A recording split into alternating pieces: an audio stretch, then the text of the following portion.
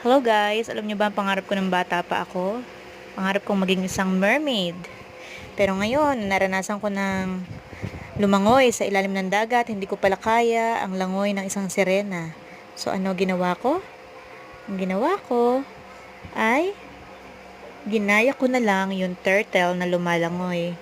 Kasi mas madali siyang gayahin kaysa sa langoy ng isang mermaid. So napakasaya namin dyan sa Cebu. Thank you, Ate Esther and Kuya Marvin, dahil in-sponsoran nyo kami para makapunta ng Cebu at Bohol. Sobrang saya namin, kasama ang kids, kasama ang family, ang dami naming narating, and ang dami naming experiences na talagang maita-treasure namin for the rest of our lives. Thank you so much and God bless sa pagbiyahe uli, pabalik ng Israel. Love you all. Bye-bye!